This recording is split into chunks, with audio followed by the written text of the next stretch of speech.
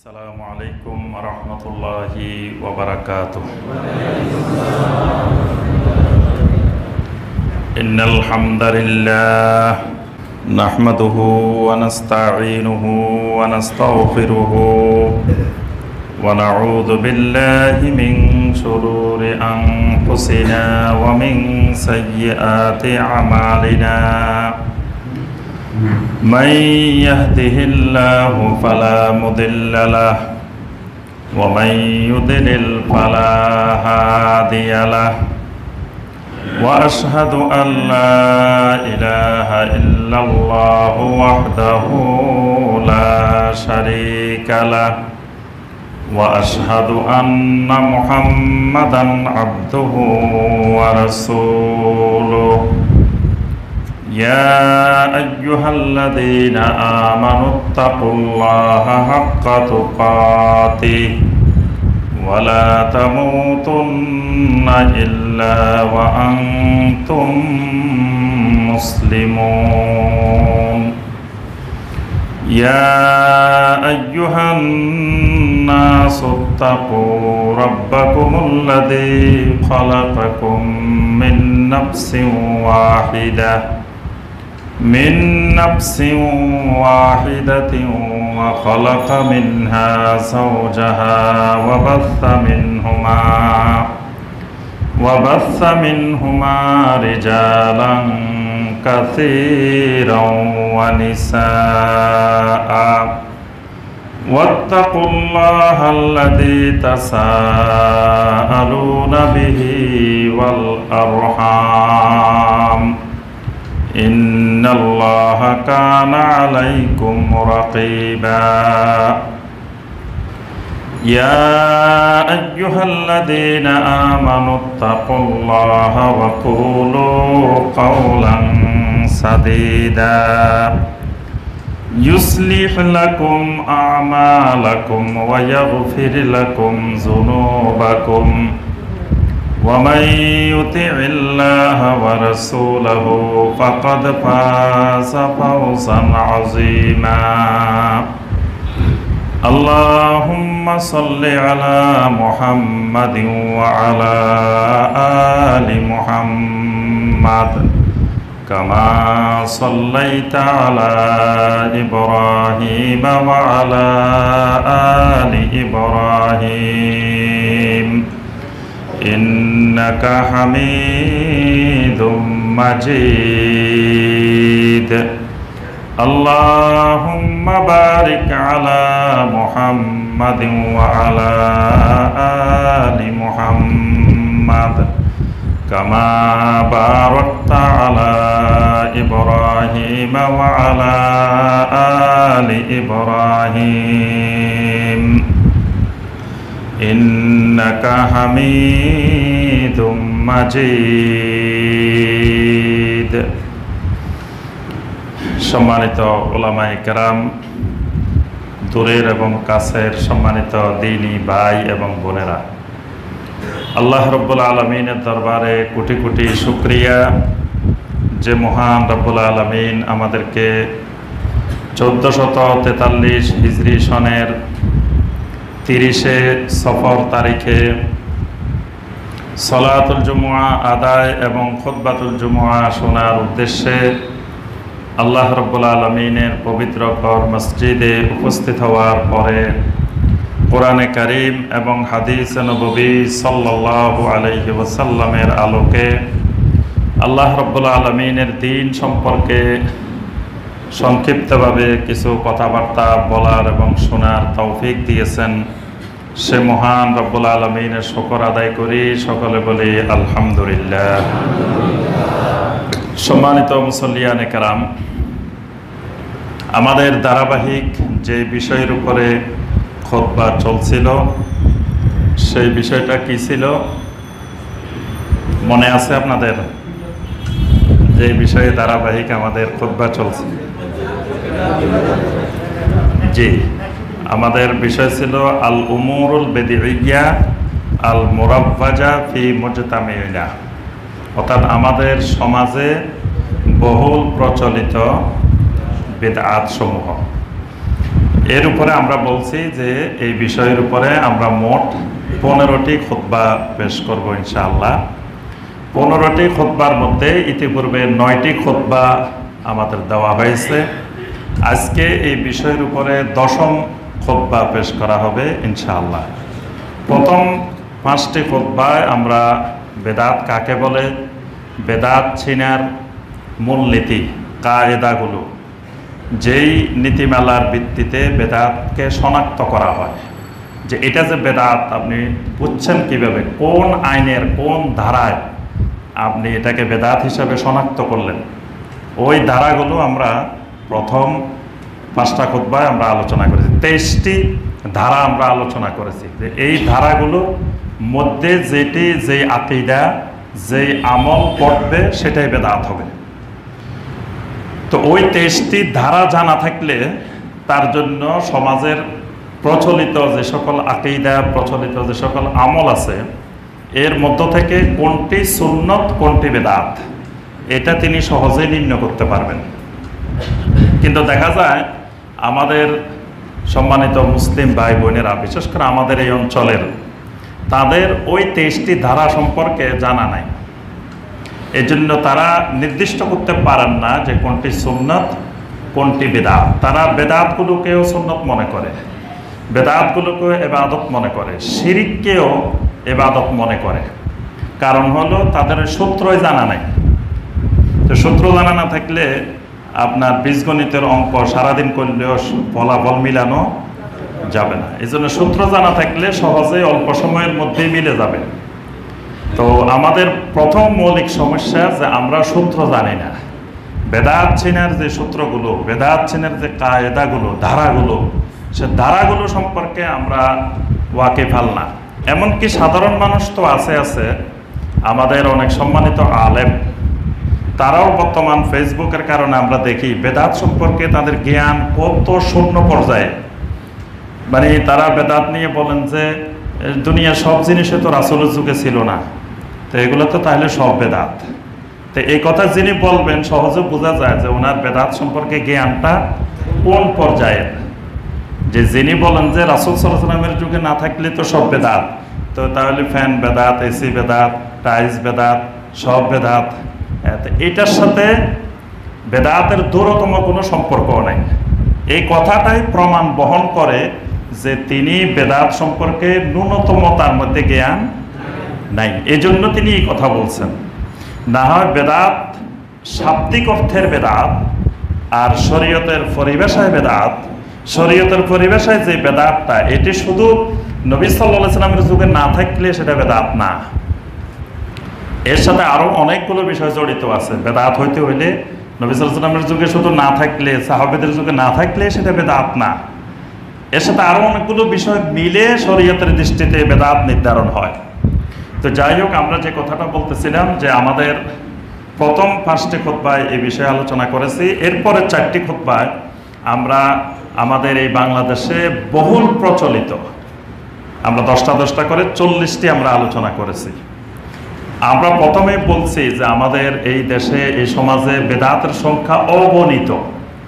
মানে কেউ যদি শুধু বাংলাদেশের বেদাত নিয়ে গবেষণা করে তো সারা জীবন চলে যাবে, তো বেদাত মনে হয় শেষ করতে পারবে না। এত অসংখ্য অগণিত বেদাত, এক এক গ্রামে এক এক বেদাত, এক এক উপজেলায় এক এক ধরনের বেদাত, এক এক জেলায় এক এক ধরনের বেদাত, এক এক অঞ্চলে এক এক ধরনের বেদাত। মানে একই বেদাত আবার সারা বাংলাদেশে এরকমও কিছু আছে, আবার অনেক বেদাত আছে এই অঞ্চলে আছে আর এক অঞ্চলে নেই। আমরা এগুলো থেকে বাছাই করে মোট 100টি গুরুত্বপূর্ণ বেদাত, যেটা পুরো বাংলাদেশে আছে, সব সমাজে কম বেশি সবার কাছে পরিচিত, সবার মধ্যে আছে, এইরকম 100টি বেদাত আমরা আলোচনা করতেছি। আজকের খুতবা ইনশাআল্লাহ আমরা 41 থেকে 50 আর 10টি বহুল প্রচলিত বেদাত আলোচনা করব সংক্ষেপে ইনশাআল্লাহ। 41 নম্বর যে বেদাতটি আমরা আলোচনা করব সেটি হলো বিভিন্ন লতিফা কেন্দ্রিক জিকির করা। এটি একটি বেদাত, বিভিন্ন লতিফা কেন্দ্রিক জিকির করা। আর লতিফা বুঝেন কিনা, আগে তো লতিফা বুঝতে হবে, তারপরে না লতিফা কেন্দ্রিক জিকির। আচ্ছা, লতিফা বুঝেন আপনারা? জি, বুঝেন কে কে লতিফা? মাশাআল্লাহ। না ভাই তো বুঝার কথা, ভাই যেহেতু লতিফার কাছে কিনারে ঘোরাফেরা করছে, যারা লতিফা কেন্দ্রিক ঘোরাঘুরি করছেন তারা বুঝবেন, আর যারা লতিফার তারা কাছে যান নাই, আল্লাহ হেফাজত করছে, তারা লতিফা বুঝবেন না। লতিফাটা একটা সূক্ষ্ম জিনিস, এবং তাসাউফের সুফিবাদের মৌলিক বিষয় হলো লতিফা। এই লতিফা মানুষের শরীরে তারা 10টা লতিফা আবিষ্কার করেছে। একজন মানুষের শরীরে লতিফা কয়টা? 10টা। এই 10টা লতিফা যদি পরিপূর্ণরূপে জারি হয়, সেই হলো ফিরে কামেল। আর 5টা জারি হয়েছে, 5টা এখনো জারি হয় নাই, সেই হলো মানে এখনো কামেল হয় নাই, সে ফিরে নাকেস, অসম্পূর্ণ, এখনো কামেল হয় নাই। কামেল হইতে হলে 10টা পরিপূর্ণরূপে চালু হয়ে যেতে হবে। এটা শুরু হবে কাল্ব লতিফা দিয়ে, শেষ হবে নাফস লতিফা দিয়ে। তা আমি সংক্ষেপে লতিফার কথাগুলো বলি। লতিফার খুতবা দিতে হলে আমাদেরকে 10টা লতিফা বুঝাইতে হলে 10টা খুতবা লাগবে।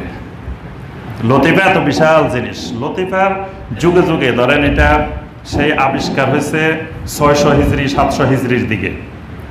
সেই সময় থেকে এখন 1443 হিজরি চলে, 600-700 বছর এটা ক্রমবিকাশ।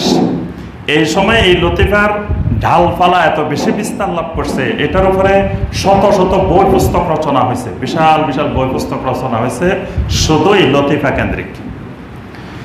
লতিফা হলো 10টা। 1 নম্বর লতিফা হলো কাল্ব। 1 নম্বর লতিফা কাল্ব। কাল্ব কোন জায়গায়? বাম দিকে, বাম স্তনের 2 আঙ্গুল নিচে, এখানে হলো কি কাল্ব লতিফা। আচ্ছা, 2 নম্বর লতিফা হলো রূহ। রূহ কোথায়? রূহ হলো ডাইন পাশে, ডাইন স্তনের 2 আঙ্গুল নিচে, এখানে হলো কি রূহ। 3 নম্বর হলো স্যার। স্যার বাংলাদেশে সার সিনা আছে না, নাম শুনে? এই সার সিনা মানে স্যার সিনা, মানে স্যার লতিফা থেকে সিনা, এই জন্য এটা নামকরণ করা হয়েছে স্যার। 3 নম্বর লতিফা। স্যারটা কোন জায়গায়? স্যারটা হলো কলবটা যে জায়গায়, তার 2 আঙ্গুল এই পাশে হলো স্যার, 2 আঙ্গুল ডান পাশে স্যার। 4 নম্বর লতিফা হলো খফি। খফি হলো রুহ যে জায়গায়, রুহের থেকে 2 আঙ্গুল ডান বাম পাশে কি খফি। 5 নম্বর হলো আখফা। আখফা লতিফা। আখফাটা হলো বুকের মাঝখানে, আখফা হলো মাঝখানে, মানে এই পাশে 2টা, এই পাশে 2টা। ডান পাশে কি কি বলে গেছে? রুয়ার কি? জি, রুয়ার খফি। ডান পাশে হলো রু খফি, বাম পাশে হলো কাল আর সের, এই 2টা। আর মাঝখানে হলো আখফা। আখফা মানে এটা সবচেয়ে গোপনীয়। হ্যাঁ, তা এই 5টা হলো এই জায়গায়। এবার আসেন বাকি 5টা। বাকি 5টা হলো আল্লাহ পাক মানুষকে 4টা জিনিস দিয়ে বানাইছেন। এগুলো হলো আব, আতশ, খাক, বাত, মানে আগুন, পানি, বাতাস, মাটি। এই 4টা হলো 4 লতিফা। আর আরেক এই 4টা মিলে যে বডিটা হয়েছে এটার নাম নফস। এই 4টা হলো কিছু কার্বন, সোডিয়াম, বিভিন্ন ধরনের পদার্থ। এগুলাকে একত্রিত করার পরে মানুষের যে বডিটা তৈরি হয়েছে এটার নাম হলো নফস। এটা হলো আরেকটা লতিফা। তাহলে কয়টা হয়েছে? 10টা, মানে নফস সহ 10টা। আচ্ছা, এই 10টার মধ্যে 10টা আবার 2 ভাগে বিভক্ত। একটা হলো লতিফায়ে আমরিয়া, আর একটা হলো লতিফায়ে খালকিয়া। লতিফায়ে আমরিয়া মানে এই লতিফাগুলো জমিনের লতিফা না, এগুলো আসমানি লতিফা। এগুলো জমিনে দেওয়া হয় না, এগুলো দেওয়া হয়েছে আসমানে। মানে প্রথম যে 5টা বলছি এগুলো হলো আসমানি লতিফা, আর পরের যে 5টা বলছি এই 5টা হলো জমিনের লতিফা। একটা হলো আম, একটা হলো খালক। আল্লাহ পাক বলছেন আলা লাহুল খালকু ওয়াল আমরু তাবারাকাল্লাহু রাব্বুল আলামিন, যে আল্লাহ পাক খালকেরও মালিক, আমরেরও মালিক। তো এই আয়াতে কারিমা দিয়ে দলিল দেওয়া হয়েছে যে 10 লতিফার মালিকই আল্লাহ। বুঝতে পারছেন?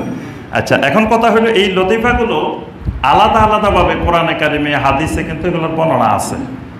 কালবের বর্ণনা আছে, নফসের বর্ণনা আছে, রুহের বর্ণনা আছে, কোরআন হাদিসে অনেক আয়াত আছে, হাদিস আছে। কিন্তু এগুলাকে লতিফা আকারে বা একটা 10টাকে একত্রিত করে বা এগুলা কেন্দ্রিক কোনো ইবাদত, এগুলা কেন্দ্রিক কোনো জিকির আজকার, এইরকম কথা কোরআনে কারিমে নবী সাল্লাল্লাহু আলাইহি ওয়াসাল্লামের কোনো হাদিসে বর্ণিত হয় নাই। এগুলা হলো শারাউ লাহুম মিনাদ-দীনে মা লাম ইয়াযাম বিহিল্লাহ, যে বিষয়গুলো আল্লাহ নির্ধারণ করেন নাই, তারা নিজেরা বানিয়ে নিয়েছে। আল্লাহ বলছেন যে দুনিয়াতে মানুষেরা এমন কিছু শরীয়ত বানায় দ্বীনের ভিতরে মা লাম ইয়াযাম বিহিল্লাহ, যেগুলো আল্লাহ দেন নাই, আল্লাহ এগুলোর কোনো নির্দেশ দেন নাই, এগুলো মানুষেরা নিজেরা বানায় নিছে। এরকম 10টা লতিফা মানুষ বানায় নিছে। লতিফা মানে কি? লতিফা মানে সেন্টার, কেন্দ্র। এগুলো এক একটা কেন্দ্র। এই জন্য আপনি যখন প্রথম ভর্তি হইবেন, ভর্তি হওয়ার পরে আপনার জিকির শুরু হবে কালবি জিকির। প্রথম জিকির কিসের জিকির? কালব লতিফা জিকির। আর আপনার যিনি ফিরে কামেলের কাছে ভর্তি হইবেন, ওনার এই শাহাদাত আঙ্গুল দিয়ে আপনার কাল চালু করে দিতে হবে, না তো আপনার এটা বন্ধ হয়ে আছে, উনি স্টার্ট দিয়ে দিবেন, ইঞ্জিন চালু করে দিবেন, মানে উনি এখানে লাগাই দিবেন। বা ওনার হাতের সাথে আপনার হাত রাখতে হবে, বা ওনার পাগড়ির সাথে আপনার পাগড়ি রাখতে হবে, বা যিনি ওনার পাগড়ি ধরছে ওনার গায়ের সাথে গা হইলেও ধরে রাখতে হবে, তাহলে স্টার্ট হবে। না হয় কিন্তু বিচ্ছিন্ন থাকলে আপনার এটা স্টার্ট হওয়ার সম্ভাবনা নাই। তাই এইখান থেকে শুরু, কালবি জিকির থেকে শুরু। কালবি জিকিরে আপনি যদি কামাল হইতে পারেন, তাহলে আপনি আদমি মাশরাবে ওলি, মানে আপনি আদম আলাইহিস সালামের মতো ওলি হইবেন। নাউজুবিল্লাহ।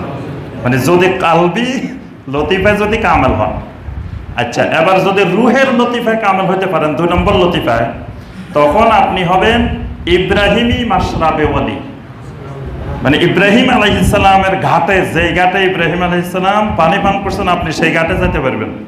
নাউজুবিল্লাহ। মানে ইব্রাহিম আলাইহিস সালামের ওই পর্যায়ের ওলি।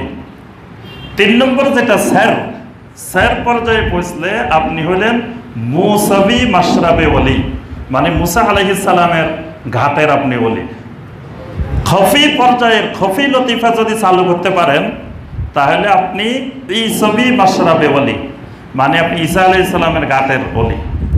আর যদি আখফা চালু করতে পারেন, তাহলে আপনি মুহাম্মদি মাশরাবে ওলি, তাহলে আপনি মুহাম্মদ সাল্লাল্লাহু আলাইহি ওয়াসাল্লামের ঘাটের ওলি হবেন। এই 5টি লতিফা চালু করতে হয়, এর সাথে নফস। এই 6টি লতিফা চালু করার মাধ্যম হলো আল্লাহর জিকির, মানে তাদের প্রচলিত পদ্ধতির জিকির।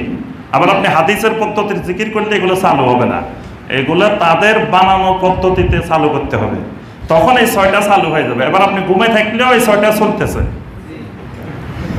আপনি ঘুমায় দিচ্ছেন, ঘুমের মধ্যেও মেশিন চলতেছে, আপনার জিকির চলতে আছে। তারপরে আপনি পুকুরে ডুব দিচ্ছেন, পানের নিচেও চলতে থাকবে। যেখানে যাবেন, আপনি বিমানে যাইতেছেন, আপনি চুপ করে ঘুমাই দিচ্ছেন, কিন্তু জিকির চলতে আছে 6টার মধ্যে, মানে এগুলো চালু হয়ে গেছে। আর এখানে আরেকটা জিনিস খেয়াল রাখতে হবে, এই যেগুলোকে 2 ভাগে ভাগ করা হয়েছে, 5টা।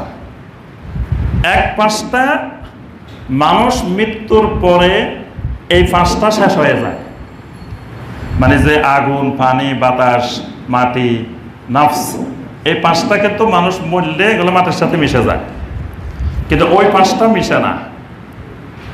ওই 5টা কিন্তু মানে তাদের বিশ্বাস, তাদের মতে, আমরা যে কথাগুলো বলতেছি এগুলো কোরআন সুন্নাহর মতে না, আহলুস সুন্নাহ ওয়াল জামাতের মতে না, এগুলো তাদের যারা বানাইছেন তাদের মতে। তাদের মতে মানুষ মারা যাওয়ার পরে ওই 5টা মাটির সাথে মিশে গেছে, কিন্তু বাকি 5টা মিশে নেই। এই জন্য দুনিয়াতে একজন ওলি আপনার যতটুকু করার ক্ষমতা থাকে, মারা গেলে তার পাওয়ার অনেক গুণ বেড়ে যায়। কারণ বেড়ে যাওয়ার কারণ হলো দুনিয়াতে এই 5টাকে ওই 5টা চেপে ধরে রাখছে খাঁচার ভিতরে। খাঁচার ভিতরে অচেন পাখির নাম গান শুনছেন না?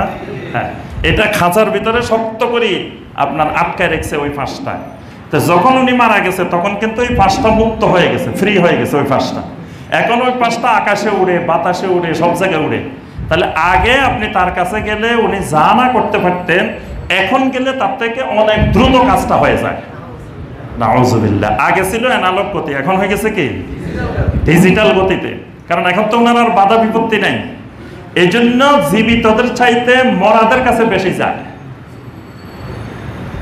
দেখবেন, লক্ষ্য করলে গভীরভাবে একটু পর্যবেক্ষণ করে দেখবেন, জীবিত মানে তাদের দৃষ্টিতে যারা জীবিত ওলি, তাদের কাছে যত মানুষ যায়, মৃত ওলির কাছে তার থেকে বেশি যায়। কারণ হলো জীবিত ওলির থেকে তার পাওয়ার বেশি। এই বেশিটা কেমনে হয়েছে? এই সূত্র হলে লতিফার সূত্র।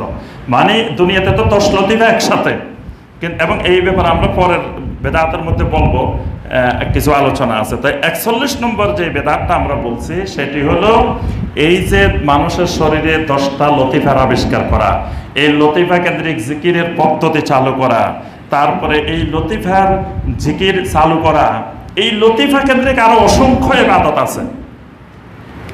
এই যাবতীয় ইবাদতগুলো, যাবতীয় আকীদাগুলো, যাবতীয় বিষয়গুলো রাসূলুল্লাহ সাল্লাল্লাহু আলাইহি ওয়াসাল্লাম, তাবেঈন, সাহাবায়ে কেরাম, তাবেঈন, তাবেঈন, আইম্মায়ে কেরাম, মুহাদ্দিসিনে কেরাম, যুগে যুগে তারা কেউ এই জাতীয় পদ্ধতির সাথে সম্পৃক্ত ছিলেন না। এটি সম্পূর্ণরূপে একটি বেদাত। 42 নম্বর বেদাতে আসি। 42 নম্বর যেটি, সেটি হলো তাসাররুফে রুহানি। তাসাররুফাতে রুহানি মানে মৃত্যুর পরে রুহানি তাসাররুফের ক্ষমতা বেড়ে যাওয়া। একটু আগে যেটা বলছি যে জীবিত থাকতে যা পাওয়ার ছিল, মারা যাওয়ার পরে তার ক্ষমতা বেড়ে গেছে। এই যে বেড়ে যাওয়ার বিশ্বাস, এটা শিরকি বিশ্বাস। এবং এই বিশ্বাসটা কোনো ব্যক্তি যদি ধারণ করে, সে এটা বেদাতি আকীদা, বেদাতি বিশ্বাস ধারণ করে। মানে তাসাররুফাতে রুহানি, মানুষ মারা যাওয়ার পরে তার কবরের থেকে আমার কাছে রুহানি ফয়েজ আসতে পারে, তার কবরের থেকে যে কোনো অলৌকিক কার্যক্রম করতে পারে, তার কবরের থেকে ইচ্ছা করলে গাড়িও ধাক্কায় ফেলে দিতে পারে। এজন্য দেখবেন অনেকে গাড়ি কবরের সামনে দিয়ে যাওয়ার সময় খুব আস্তে করে যায় হুজুরের সম্মানে, কারণ হুজুর রাগ করলে আবার জোরে চালাইতে দেখলে ধাক্কা ফেলেও দিতে পারে। তাহলে যে তার বিশ্বাস, ওখান থেকে কবর থেকে তার তাসাররুফাত, তাসাররুফাত মানে শক্তি প্রয়োগ করা, কবরে থাকি শক্তি প্রয়োগ করার যে বিশ্বাসটা, এই বিশ্বাসটা বেদাতি বিশ্বাস, শিরকি বিশ্বাস। এই ব্যাপারে আপনার তাদের অসংখ্য বইয়ের মধ্যে এই আকীদাটা লেখা আছে, যে লেখা আছে ওয়াইজা কানাল ওয়ালিয়্যু হাইয়ান ফি কবরিহি। তারা বিশ্বাস করে ওলিরা কবরে জীবিত থাকে। এই জন্য দেখবেন অনেকে বলে যে ওলি মরে না। এরকম কথা শোনা যায় না যে আল্লাহর ওলিরা মরে না। আল্লাহর ওলিরা অবশ্যই মারা যায়। যদি সত্যিকারের ওলিও হয়, আল্লাহর সত্যিকারের ওলিও মারা যাবে। মারা যাওয়ার পরে তার বিন্দুমাত্র কিছু করার ক্ষমতা থাকবে না। এই ক্ষমতা আছে বিশ্বাস করাটাই বেদাত এবং শিরক।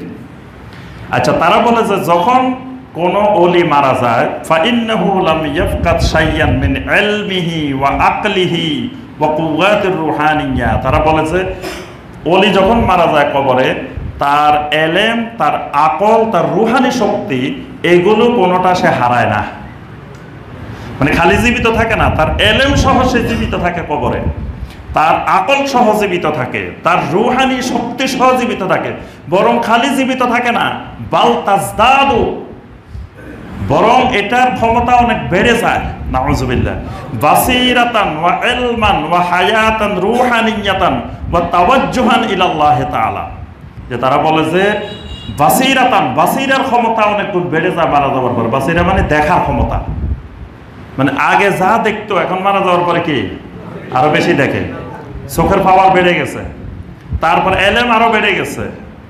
হায়াতে রুহানিয়া, রুহানি জীবন, রুহানি আধ্যাত্মিক জীবন তার বেড়ে গেছে। এবং আল্লাহর দিকে তাওয়াজ্জু তার বেড়ে গেছে। এবং তারা বলে ওয়াহাজা মানা ইন্না লাহুম আত-তাসাররুফ। তারা বলে যে এটাকেই বলা হয় তাসাররুফ, এটাই তাসাররুফাত। মানে আল্লাহর ওলি মারা যাওয়ার পরে তার শক্তি প্রয়োগের যে ক্ষমতাগুলো বেড়ে যায়, এটার নাম তাসাররুফ। এই তাসাররুফের ধারণাটা কুফরি ধারণা, শিরকি ধারণা। আরবের মুশরিকেরাও এত জঘন্য আকীদা পোষণ করতো না, যে তাদের মাবুদেরা মারা যাওয়ার পরে যে তাদের প্রতি তাসাররুফাত করে, তাদের কথা শুনে, তাদের ডাকে সাড়া দেয়, তারপরে তাদেরকে যে কোনো কিছু দিতে পারে, করতে পারে, ক্ষমতা প্রয়োগ করতে পারে, এই যে তাসাররুফাতের বিশ্বাস, এটা তৎকালীন জাহিলি যুগের মুশরিকদেরও এই জঘন্য আকীদা ছিল না, যেটা বর্তমান দুনিয়াতে অনেক মুসলিমেরও এই জাতীয় জঘন্য আকীদা আছে। এই আকীদাটা, এই বিশ্বাসটা কি? কুফরি, শিরকি এবং বেদাত। আচ্ছা, 43 নম্বর বেদাত যেটি, সেটি হলো কবর জিয়ারতের উদ্দেশ্যে সফর করা। এখানে দুটি বিষয়, কবর জিয়ারত সুন্নাহ, কবর জিয়ারত ইবাদত। কবর জিয়ারত একটি গুরুত্বপূর্ণ আমল। নবী সাল্লাল্লাহু আলাইহি ওয়াসাল্লাম বলছেন, জুরুল কুবুর, তোমরা কবর জিয়ারত করো, ফা ইন্নাহা তুযাক্কিরুকুমুল আখিরাহ, কারণ কবর জিয়ারত তোমাদেরকে আখিরাতের কথা স্মরণ করিয়ে দেয়। নবী সাল্লাল্লাহু আলাইহি ওয়াসাল্লাম বেশি বেশি অনেক সময় কবর জিয়ারত করতেন। নবী সাল্লাল্লাহু আলাইহি ওয়াসাল্লাম কবরের সামনে গিয়ে মাইয়িতদের জন্য দোয়া করতেন, আসসালামু আলাইকুম দারা কওমিন মুমিনিন ওয়া ইন্না ইনশাআল্লাহু বিকুম লাহিকুন, ইয়ারহামুল্লাহুল মুস্তাকদিমিনা মিন্না ওয়া মিনকুম ওয়াল মুস্তাখিরিন, নাসআলুল্লাহ লানা ওয়া লাকুমুল আফিয়াহ, আল্লাহুম্মা লা তাহরিমনা আজরাহুম ওয়া লা তাফতিননা বা'দাহুম। আরও অনেকগুলো দোয়া হাদিসের মধ্যে আসছে যে নবী সাল্লাল্লাহু আলাইহি ওয়াসাল্লাম মাইয়িতদের জন্য এই দোয়াগুলো করতেন, কবর জিয়ারত করতেন, সাহাবায়ে কেরাম কবর জিয়ারত করতেন। কবর জিয়ারত সুন্নাত, কিন্তু বেদাতটা হলো কি? সফর করা। সফর, কবর জিয়ারতের উদ্দেশ্যে সফর করা। সফর কাকে বলে? মানে সফর না হইলে এটা জায়েজ, সফরবিহীন কবর জিয়ারত এটা জায়েজ এবং সুন্নাহ।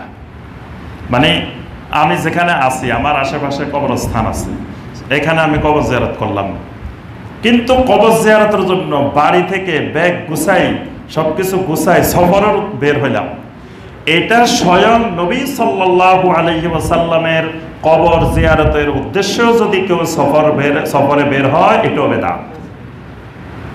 তাহলে যেখানে নবী সাল্লাল্লাহু আলাইহি ওয়াসাল্লামের কবর জিয়ারতের উদ্দেশ্যে বের হইলে বেদাতটা, অন্যদের তো আর প্রশ্নই আসে না, অন্যদের কথা আর বলার প্রয়োজন নেই। এজন্য কোনো একটা সহিহ হাদিস আসে নাই নবী সাল্লাল্লাহু আলাইহি ওয়াসাল্লামের কবর জিয়ারতের প্রতি উৎসাহিত করে উম্মতকে, একটা সহিহ হাদিসও আসে নাই। যে হাদিসগুলো বর্ণনা করা সবগুলো জাল হাদিস।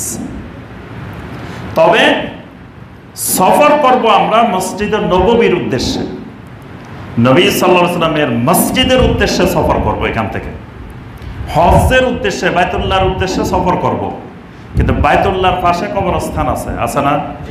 বাইতুল্লাহর পাশে কি কবরস্থান প্রসিদ্ধ? যে মুআল্লা। বাকি তো হলো মসজিদে নববীর পাশে, আর মসজিদে হারামের কাছে হলো মুআল্লা কবরস্থান। তাহলে আমরা যখন মসজিদে হারামে যাব, বাইতুল্লাহ যাব, কবর জিয়ারত করব, আশেপাশে যে কবরস্থানগুলো আছে, মুআল্লা কবরস্থান, আরো যেসব কবরস্থান আছে, এগুলো সুন্নত। কিন্তু ওই কবর জিয়ারতের উদ্দেশ্যে আমি বাংলাদেশ থেকে যাই নাই, আমি গেছি আল্লাহর ঘরের উদ্দেশ্যে। এরপরে মদিনা যাব মসজিদে নববী জিয়ারতের উদ্দেশ্যে।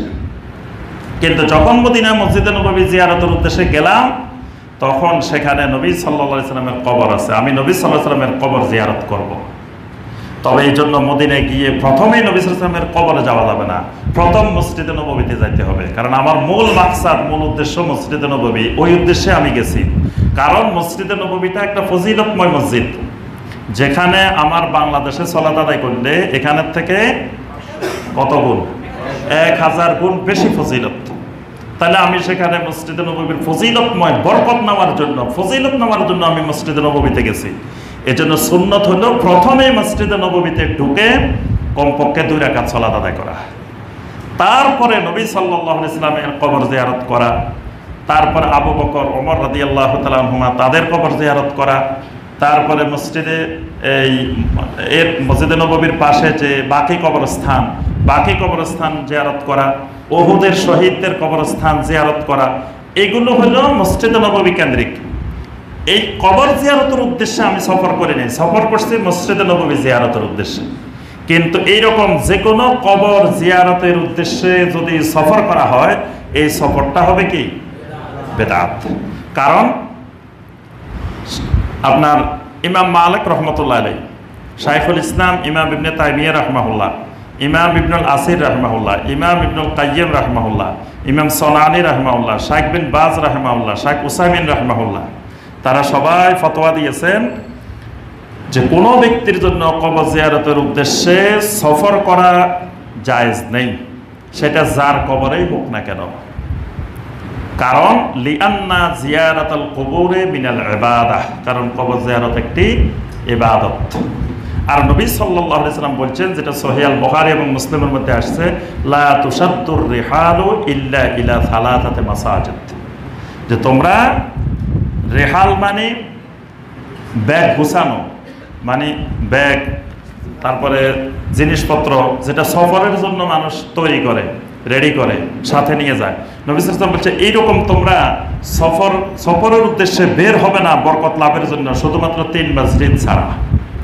একটা হলো মসজিদে হারাম, আর একটা মসজিদে নববী, আর একটা মসজিদে আকসা।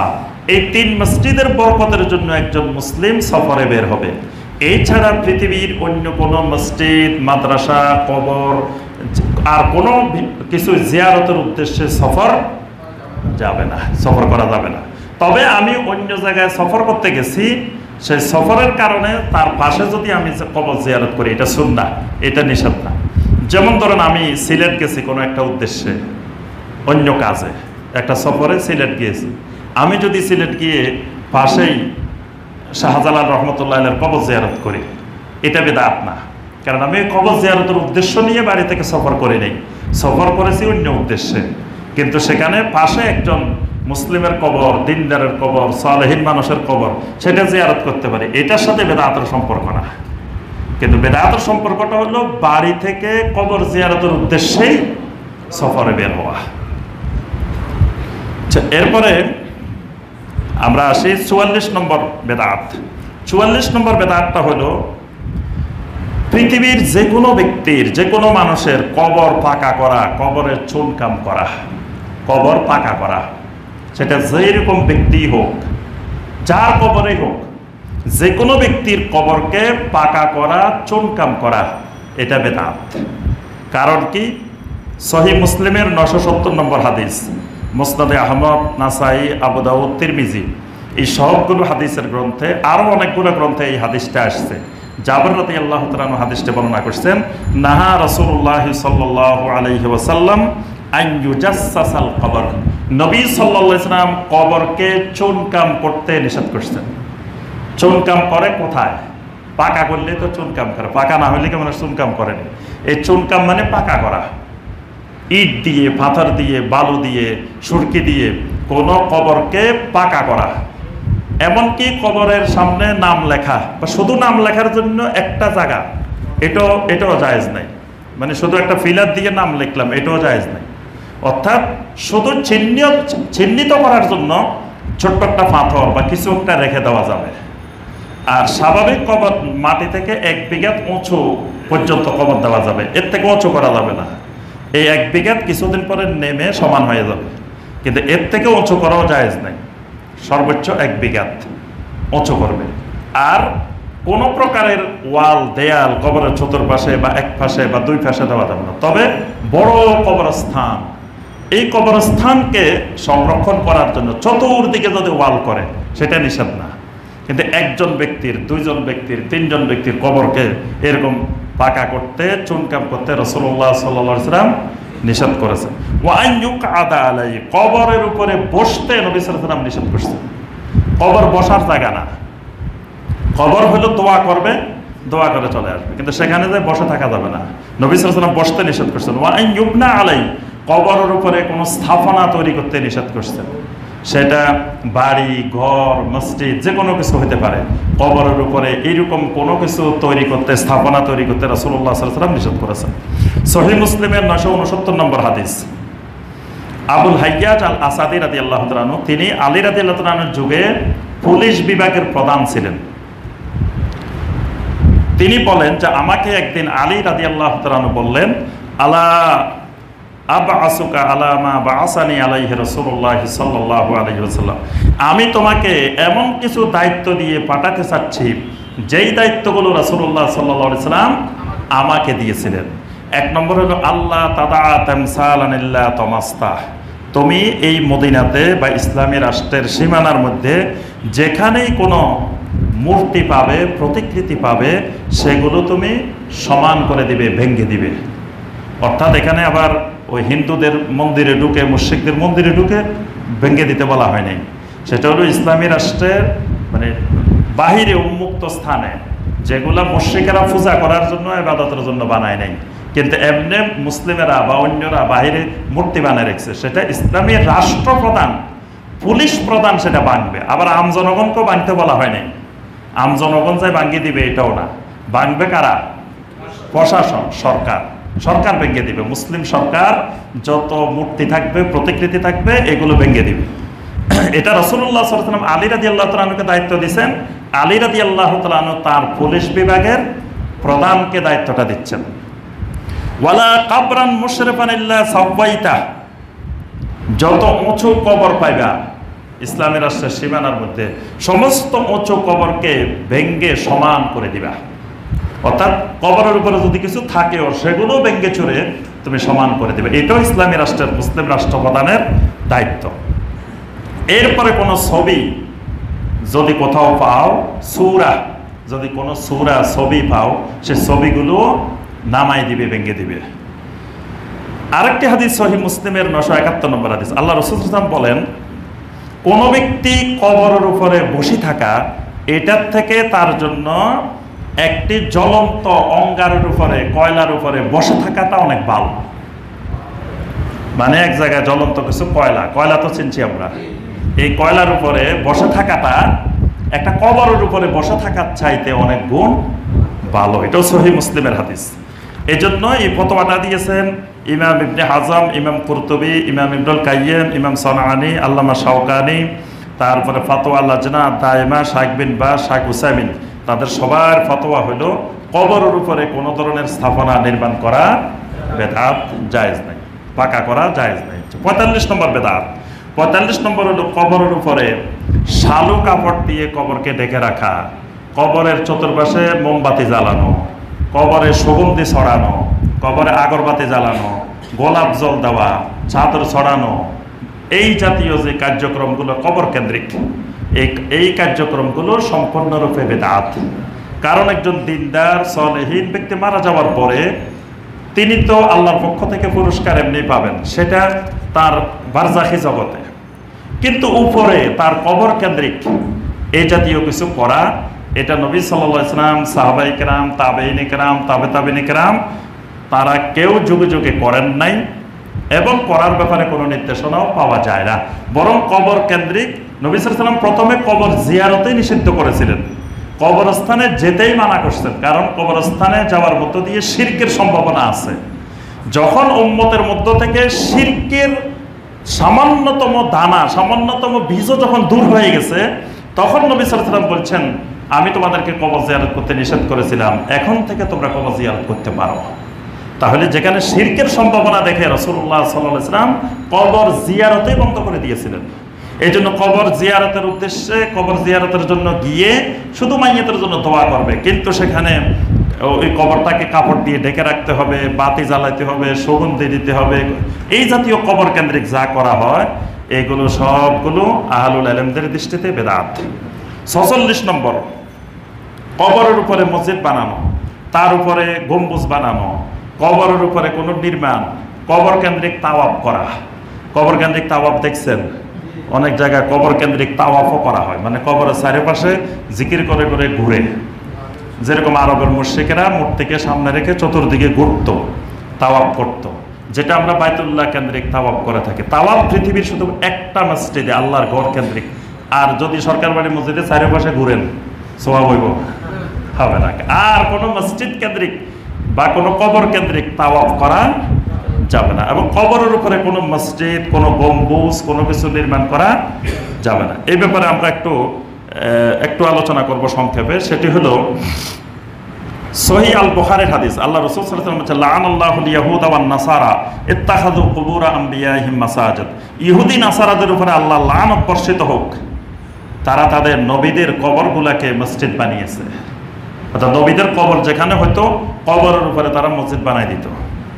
যে নবীর বরকত, যে কবরের ভিতরে কি এখানে নবী আছে, নবীর বরকতে নামাজ পড়বে, এই জন্য তারা নবীর কবরকে মসজিদ বানিয়ে নিত। আল্লাহ রাসূল সাল্লাল্লাহু আলাইহি ওয়াসাল্লাম তাদেরকে লানত করছেন। আরেকটি হাদিসে আল্লাহ রাসূল সাল্লাল্লাহু আলাইহি ওয়াসাল্লাম বলেন, তোমাদের পূর্বে যারা ছিল কানু ইয়াত্তাখিযুনা কুবুর আম্বিয়াইহিম ওয়া সালিহিহিম মাসাজিদ, তোমাদের পূর্ববর্তী লোকেরা তাদের নবীদের কবর, তাদের নেককার মানুষদের কবরকে মসজিদ বানিয়ে নিত। ফালা তাত্তাখিযুল কুবুর মাসাজিদ, খবরদার আমার উম্মত, আমার কবরকে মসজিদ বানাইও না, আমার উম্মতের কারো কবরকে তোমরা সেজদার জায়গা বানাইও না। ফা ইন্নী আনহাকুম আন যালিক, আমি তোমাদেরকে এর থেকে কঠিনভাবে নিষেধ করতেছি। এজন্য যে জায়গায় কবর আছে সেখানে মসজিদ বানানো যাবে না, মসজিদ থাকলে কবর দেওয়া যাবে না। মানে আগে মসজিদ আছে, মসজিদের ভিতরে কবর দেওয়া যাবে না, আগে কবর আছে, কবরের উপরে মসজিদ বানানো যাবে না। এখন বানায় ফেলছে, তখন কি করতে হবে? শাইখ বিন বাজ রাহিমাহুল্লাহ সহ আহলুল ইলমগণ বলছেন, যেটা পরে হয়েছে সেটা ফেলে দিতে হবে। আগে কবর ছিল, পরে মসজিদ হয়েছে, মসজিদ ভাঙিয়ে ফেলতে হবে। আগে মসজিদ ছিল, পরে কবর হয়েছে, কবর তুলে ফেলতে হবে। মানে যেটা আগে হয়েছে ওইটা থাকবে, যেটা পরে হয়েছে সেটা উঠে যাবে, সেটাকে তুলে ফেলা ওয়াজিব। সেটা যারা তৈরি করছে তারা সেটাকে সরিয়ে নেবে। আর যদি কবর এবং মসজিদ পাশাপাশি থাকে, সেখানেও সালাত আদায় করতে হলে কবর এবং মসজিদের মাঝখানে আলাদা ওয়াল দিয়ে আলাদা করে দিতে হবে। অর্থাৎ মসজিদের দেওয়াল কবর থেকে বিচ্ছিন্ন করার জন্য যথেষ্ট না। মসজিদের দেওয়াল মসজিদের সূত্রা হিসাবে, মসজিদের দেয়াল হিসাবে থাকবে। এর বাহিরে কবরস্থান থেকে আলাদা করার জন্য কবরস্থানের আরেকটা দেয়াল থাকতে হবে। মানে তারপরেও মানে যাতে কবর কেন্দ্রিক কোনো চিন্তা চেতনা ওই মসজিদের মুসল্লিদের মধ্যে না আসে। মসজিদের মুসল্লি মনে করলো যে পাশে একজন আল্লাহর ওলির কবর আছে, আমি এখান দিয়ে পাশে দিয়ে নামাজ পড়লে আল্লাহর ওলির সোহবতে নামাজ পড়লাম, তখন এই শিরকি চিন্তা চেতনাটা তার ভিতরে ঢুকে যাবে। এই জন্য সবসময় মুসলিম উম্মাহ কবরস্থান এবং মসজিদ যতটুকু সম্ভব দূরে রাখা ভালো। কিন্তু আমাদের সমাজের আকীদা হয়েছে মসজিদের কবরস্থান পাশে থাকলে ভালো। কারণ হলো যে আমরা মনে করি যে মসজিদের আজান শুনবে, কিন্তু মাইয়েতারা দুনিয়ার মসজিদের আজান, আমাদের কোরআন তালাওয়াত, আমাদের জিকির আজকার কিছুই মাইয়েতারা শুনেন না। আচ্ছা, এরপরে হলো এরকম কবর কেন্দ্রিক আপনার মসজিদ বানানো, গম্বুজ বানানো, অথবা কবর কেন্দ্রিক তাওয়াফ করা, সাজদা করা, ইস্তেগাসা করা, এগুলো ওসিলাতুন ইলা শিরকিল আকবার। এগুলো শিরকে আকবরের বড় বড় মাধ্যম, শিরকে আকবরের উপকরণ। অর্থাৎ এগুলোর মাধ্যমে আস্তে আস্তে মানুষ শিরকে আকবরের দিকে ঢুকে। আচ্ছা, এখন কথা হলো এ ব্যাপারে একটা প্রশ্ন হতে পারে যে, এবং এটাকেই অনেক আহলুল বেদআহ দলিল হিসাবে পেশ করে থাকেন যে নবী সাল্লাল্লাহু আলাইহি ওয়াসাল্লামের কবর তো পাকা করা, নবী সাল্লাল্লাহু আলাইহি ওয়াসাল্লামের কবরের উপরে তো গম্বুজ দেওয়া, তো সেটা কেমনে জায়েজ হলো যদি অন্যদেরগুলো জায়েজ না হয়? জি, প্রথম কথা হলো নবী সাল্লাল্লাহু আলাইহি ওয়াসাল্লামের কবরটাই দেওয়া হয়েছে ঘরের ভিতরে। পৃথিবীর অন্য মানুষের কবর ঘরের ভিতরে হয় না, কিন্তু নবী রাসূলদের জন্য এটা খাস যে তারা যেখানে ওফাত হবে তাদের সেখানেই তাদেরকে দাফন করতে হবে। তো ঘরের ভিতরে আম্মা জান আয়েশার ঘরে নবী সাল্লাল্লাহু আলাইহি ওয়াসাল্লামের ওফাত হয়েছে, কবরও হয়েছে কিসের ভিতরে? ঘরের ভিতরে। কারণ বাহিরে কবর দিলে শিরকের সম্ভাবনা ছিল, সাহাবায়ে কেরাম শিরকের আশঙ্কা করছেন যে বাহিরে কবর দিলে যে নবী সাল্লাল্লাহু আলাইহি ওয়াসাল্লামকে অতি মহব্বত করতে যায়, কবর কেন্দ্রিক শিরকে নিপতিত হবে, এই আশঙ্কায় তারা নিরাপদ স্থান হিসাবে আম্মা জান আয়েশার ঘরেই নবী সাল্লাল্লাহু আলাইহি ওয়াসাল্লামকে দাফন করেছেন। এখন যতদিন আম্মা জান আয়েশা জীবিত ছিলেন ততদিন তার ঘর ছিল। তিনি মারা যাওয়ার পরে, আম্মা জান আয়েশা মারা যাওয়ার পরে নবী সাল্লাল্লাহু আলাইহি ওয়াসাল্লামের কবরের উপরে কিছুই ছিল না। মানে আম্মা জান আয়েশা জীবিত থাকা পর্যন্ত এটা ঘর ছিল। এক পাশে 3টা কবর ছিল, আর এক পাশে আম্মা জান আয়েশা বসবাস করতেন, ইলমে হাদিসের দার্স দিতেন। যখন তিনি মারা গেছেন এরপরে নবী সাল্লাল্লাহু আলাইহি ওয়াসাল্লামের কবরের উপরে কিছুই ছিল না, কবর সম্পূর্ণরূপে খালি ছিল, পরেও খোলা ছিল, এবং নবী সাল্লাল্লাহু আলাইহি ওয়াসাল্লামের কবর ফাঁকা ছিল না। নবী সাল্লাল্লাহু আলাইহি ওয়াসাল্লামের কবরকে প্রথম আলাদা করছে আপনার আব্বাসী আমলে 248 হিজরিতে। আব্বাসী শাসক মুনতাসির বিন মুতাওয়াক্কিল, মোহাম্মদ মুনতাসির বিন মুতাওয়াক্কিল, তিনি প্রথম নবী সাল্লাল্লাহু আলাইহি ওয়াসাল্লামের কবরের উপরে একটা ছাউনি দিয়েছেন, দিয়ে আবু বকর ওমরের কবর থেকে নবী সাল্লাল্লাহু আলাইহি ওয়াসাল্লামের কবরটাকে আলাদা করছেন চিনা যাওয়ার জন্য। তো মানুষ যাতে বুঝতে পারে এটা নবী সাল্লাল্লাহু আলাইহি ওয়াসাল্লামের কবর, আর এই দুইটা আবু বকর ওমর রাদিয়াল্লাহু তাআলা আনহুমার কবর। তখনও কিন্তু এরকম বড় আকারে গম্বুজ বা কিছু নির্মাণ করা হয় নাই। সর্বপ্রথম গম্বুজ নির্মাণ করা হয় 678 হিজরিতে। সুলতান মোহাম্মদ বিন কালাবুন তিনি 678 হিজরিতে নবী সাল্লাল্লাহু আলাইহি ওয়াসাল্লামের কবরের উপরে প্রথম গম্বুজ তৈরি করে। তাহলে 678 হিজরির আগ পর্যন্ত নবী সাল্লাল্লাহু আলাইহি ওয়াসাল্লামের কবরের উপরে কোনো গম্বুজ ছিল না। এরপরে এটা বিভিন্ন রঙের ছিল, একসময় সাদা ছিল, একসময় নীল বর্ণের ছিল, একসময় এক এক বর্ণের ছিল। পরে 1253 হিজরিতে আব্দুল হামিদ আল ওসমানী শাসক আব্দুল হামিদ তিনি এসে সবুজ গম্বুজ বানাইছেন। মানে এই গম্বুজটা কিছুদিন পর পর বানাইছে এক এক শাসকেরা। পরে আব্দুল হামিদ তিনি এসে 1253 হিজরিতে এটাকে সবুজ বানাইছে, গম্বুজে খাদরা বানাইছে, সবুজ গম্বুজ বানাইছেন। এরপর থেকে এই গম্বুজটা গম্বুজে খাদরা নামে, কোব্বায়ে খাদরা নামে এটি পরিচিত হয়। এর আগে এটা সাদা গম্বুজ, নীল গম্বুজ, বিভিন্ন রকমের গম্বুজটা ছিল। আচ্ছা, তো এখন আরবের ভিতরে পরবর্তীতে সমস্ত শিরক বিদআতকে উচ্ছেদ করা হয়েছে, কিন্তু এটা কেন ভাঙ্গা হইল না? শাইখ বিন বাজ রাহিমাহুল্লাহর কাছে এই প্রশ্ন করা হয়েছিল যে আপনারা তো এখন প্রশাসনে আছেন, তারপরে আপনি রাষ্ট্রের প্রধান মুফতি আম, তো আপনারা এই বিদআত এটা ভাঙতেছেন না কেন? এই শিরক যে তারা আব্বাসীরা এই তুর্কিরা করছে, তারা হয়তো দিন বুঝে নাই, তারা এই সমস্ত কাজ করে ফেলছে, তো আপনারা এটা থেকে মুক্ত করতেছেন না কেন উম্মাকে? তো শাইখ বিন বাজ রাহিমাহুল্লাহ উত্তর দিয়েছেন, খাউফুল ফিতনা ক্বালু হাযা বিবগদিন নবী সাল্লাল্লাহু আলাইহি ওয়াসাল্লাম লা ইয়াকুলুনা লিআন্নাহা বিদআহ। তিনি বলছেন আসলে আমরা সব বিদআত সব শিরক দূর করেছি, কিন্তু এটা দূর করার ক্ষেত্রে আমরা ওলামারা বসেছিলাম, বসার পরে দেখেছি যে এমনি সারা দুনিয়া ব্যাপী আমরা শিরক বিদআত দূর করতে গিয়ে আমাদেরকে ওহাবি বিভিন্ন নামে নামকরণ করা হয়েছে, গালিগালাজ করে আমাদেরকে নবী সাল্লাল্লাহু আলাইহি ওয়াসাল্লামের দুশমন, গুস্তাখে রাসূল বিভিন্ন ধরনের উপাধি দেওয়া হয়েছে। তো যদি নবী সাল্লাল্লাহু আলাইহি ওয়াসাল্লামের কবরের উপরে আমরা হাত দিই, তো তখন সারা দুনিয়াতে মুসলিমেরা মানে যারা শিরক বুঝে না, বেদাত বুঝে না, তারা আমাদের উপরে আরও রাগান্বিত হবে এবং ফিতনা আরও ব্যাপক আকারে ছড়াবে। তারা বলবে না যে এটা বেদাত এই জন্য ভাঙছে, তারা বলবে যে রাসূলের দুশমন, বগদের নবী সাল্লাল্লাহু আলাইহি ওয়াসাল্লাম। এই কারণে পরবর্তীতে সিদ্ধান্ত হয়েছে যে এটা ভাঙা হবে না। এই জন্য এটা এখনো নবী সাল্লাল্লাহু আলাইহি ওয়াসাল্লামের কবর আছে। তাহলে বোঝা গেল এটা উম্মতের জন্য দলিল না, নবী সাল্লাল্লাহু আলাইহি ওয়াসাল্লামের কবর ফাঁকা বা কবরের উপরে গম্বুজ এটা প্রথম থেকে ছিল না, এটা অনেক পরে তুর্কি শাসকেরা এসে করছে। 47 নম্বর বেদাত সেটি হলো কবর কেন্দ্রিক দান বাক্স স্থাপন করা, কবর কেন্দ্রিক বাৎসরিক ওরস করা, কবর কেন্দ্রিক গান বাদ্যের আসর জমানো। এগুলা সুস্পষ্ট রূপে বেদাত, কারণ এগুলো হলো মিনাশ শিরকিল আকবার, শিরকে আকবরের উসিলা। এবং ফতোয়া লাজনা আর দায়মা, যেটা পৃথিবীর ফতোয়াগুলোর মধ্যে সবচাইতে মানে যেটাকে দলিল ভিত্তিক কোরআন সুন্নাহ ভিত্তিক ফতোয়া হিসাবে গণ্য করা হয়, ফতোয়া লাজনা আর দায়মা। সেখানে বলা হয়েছে যে এই সমস্ত কার্যক্রম উমুরুন মুনকারা, এগুলো নিন্দনীয় ও খারাপ কাজ, বেলা সাক্কিন কোনো সন্দেহ নাই, এগুলো বেদআত, এগুলো দলালাত।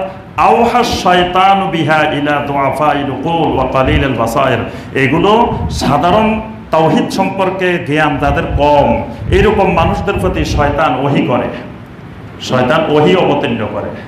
এগুলো শয়তানের ওহীর কারণে যারা জ্ঞান কম দ্বীন সম্পর্কে, তাওহীদ সম্পর্কে, এদের ভিতরে এই জিনিসগুলো তৈরি করে। লাইসা ফিল ইসলামে আইয়ু ইবাদাতিন ইনদাল কবর, ইসলামে কবরের কাছে কোনো আমল নাই, কোনো ইবাদত নাই। লা সলাতান, কবরের কাছে কোনো সলাত নাই। ওয়ালা তালাওয়াতান, কবরের কাছে কোনো কোরআন তালাওয়াত নাই। ওয়ালা জাবহা, কবরের কাছে কোনো জাবে নাই। ওয়ালা তাওজিআতু আমিন, কবরের কাছে কোনো খাদ্য বিতরণ নাই। ওয়ালা তাওয়াফা বিহা আও গায়রু যালিক, কবরের কাছে কোনো তাওয়াফ নাই। এই ছাড়া আরো অন্যান্য কোনো ইবাদতে নাই। এবং কবরের মাইয়িতকে উদ্দেশ্য করে, কবরের মাইয়িতের উসিলা দিয়ে তার জাতের, তার অধিকারের উসিলা দিয়েও দোয়া করা জায়েজ নাই। বাল যালিকা মিনাল বিদআ ওয়া মিন ওয়াসাইলিশ শিরক, এগুলো সব বেদাত এবং শিরকের উসিলা। 48 নম্বর বেদাত সেটি হলো মৃত ব্যক্তির উদ্দেশ্যে 4 দিন বা 40 করা, মাইয়িতের উদ্দেশ্যে 4 দিন 40 দিন, যেটা আমাদের দেশে ব্যাপক আকারে হয়। মৃত ব্যক্তি মারা যাওয়ার পরে 4 দিনের দিন খাওয়া দাওয়ার ব্যবস্থা করা, 40 দিনের দিন ব্যবস্থা করা, এগুলো মিনাল নিয়াহা, এগুলাকে হাদিসের ভাষায় বলা হয় নিয়াহা। জারির বিন আব্দুল্লাহ রাদিয়াল্লাহু আনহু বলেন যে মাইয়েতের বাড়িতে একত্রিত হয়ে খানা তৈরি করা, মাইয়েতের দাফনের পরে, এগুলাকে আমরা সাহাবায়ে কেরামরা মিনান নিয়াহা, নিয়াহার অন্তর্ভুক্ত করতাম। নবী সাল্লাল্লাহু আলাইহি ওয়াসাল্লাম কখনো করেন নাই, সাহাবীরা কখনো করেন নাই। এমনকি কেউ যদি ভালো ইবাদত সদাকা করা, মাইয়েতের জন্য সদাকা করা জায়েজ, এটাও যদি সে ঠিক করে রাখে যে সদাকাটা 60 দিনের দিন করবো, 40 দিনের দিন করবো, অথবা মৃত্যুবার্ষিকীর দিনে করবো, এটাও বেদাত। তখন এই সদাকাটা সওয়াব না হয়ে গুনাহ হয়ে যাবে। 49 নম্বর যে বেদাতটি, সেটি হলো মৃত ব্যক্তিকে সামনে নিয়ে কোরআনে কারীম তেলাওয়াত করা।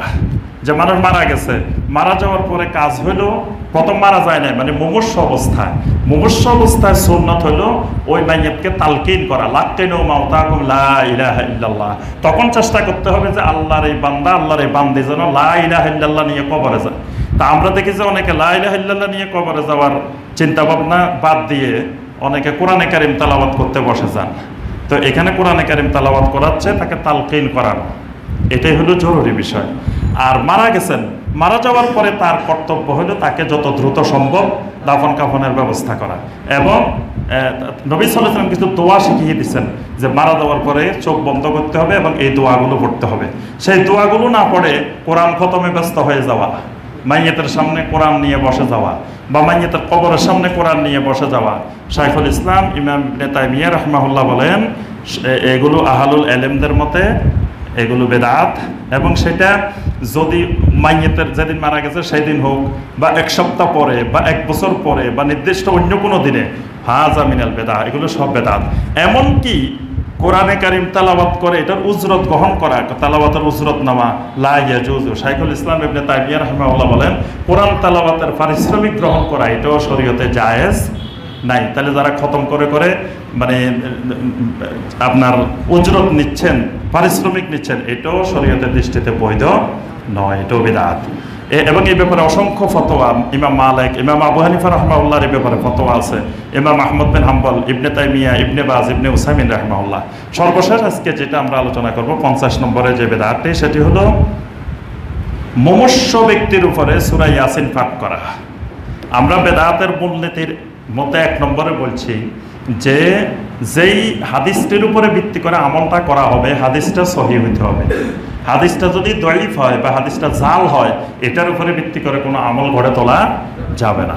তবে এখানে সূরা ইয়াসিন পাঠ করার ব্যাপারে হাদিস আছে, মুসনাদে আহমদ, আবু দাউদ, নাসাইর মধ্যে হাদিস আছে ইকরাউ আলা মাউতাকুম ইয়াসিন, কিন্তু এই হাদিসটা সর্বসম্মতভাবে দঈফ হাদিস হওয়ার কারণে এটার উপরে আমল করা যাবে না। যারা মনে করেন দঈফ হাদিসের উপরে আমল করা জায়েজ, কোনো আহলুল ইলম মনে করেন, তাদের মতে জায়েজ। কিন্তু জমহুর আহলুল ইলমদের মত হলো যে দঈফ হাদিস দিয়েও কোনো আলাদা আমল, সেটা সুন্নত হোক, মুস্তাহাব হোক, ইস্তেহসান হোক, আমল করা যাবে না। এজন্য মাইয়িত যখন মুমূর্ষ অবস্থায় যাবে, লাক্কিনু মাউতাকুম লা ইলাহা ইল্লাল্লাহ, তাকে বেশি বেশি লা ইলাহা ইল্লাল্লাহ তালকিন দেওয়া, তার সামনে তাওহীদের কালেমাগুলো উচ্চারণ করা, তার সামনে জিকির আজকার যেগুলো সুবহানাল্লাহি ওয়া বিহামদিহি সুবহানাল্লাহিল আযীম, তারপর সুবহানাল্লাহ আলহামদুলিল্লাহ ওয়া লা ইলাহা ইল্লাল্লাহ আল্লাহু আকবার, যাতে সে তাওহীদটা নিয়ে কবরে যেতে পারে। এই জন্য তাকে তাওহীদের কথা স্মরণ করায় দেওয়া, এটাই হলো মুমূর্ষ ব্যক্তির উপরে কর্তব্য। এর বাইরে যেটা সহিহ হাদিস দ্বারা প্রমাণিত নয়, এই জাতীয় কর্মকাণ্ড বেদাতের অন্তর্ভুক্ত। আল্লাহ সুবহানাহু ওয়া তাআলা আমাদের সবাইকে সমস্ত রকমের শিরক বেদাত থেকে মুক্ত থাকার তৌফিক দান করুন। আল্লাহ পাক আমাদের সবাইকে সুন্নতি আমল, বেদাত মুক্ত সুন্নতি আমল করার তৌফিক দান করুন। আমাদের আকীদা, আমাদের সমস্ত আমলকে আল্লাহ পাক বেদাত মুক্ত করার তৌফিক দান করুন।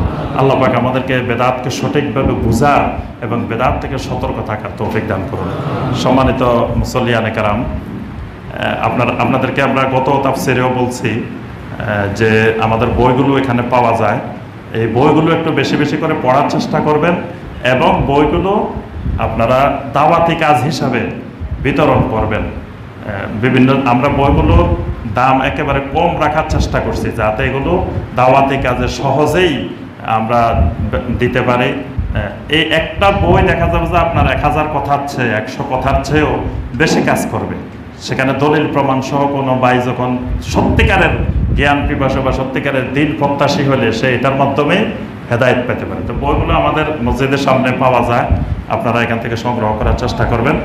আর এই আমরা ফেসবুকে ঘোষণা দিয়েছি, এখানেও বলছিলাম এই মাসের 27 তারিখে ইনশাল্লাহ আমরা এই বছর উমরা যাওয়ার চিন্তা ভাবনা করেছি। তো আপনারা যারা যেতে ইচ্ছুক তারা এর মধ্যে যোগাযোগ করবেন ইনশাল্লাহ।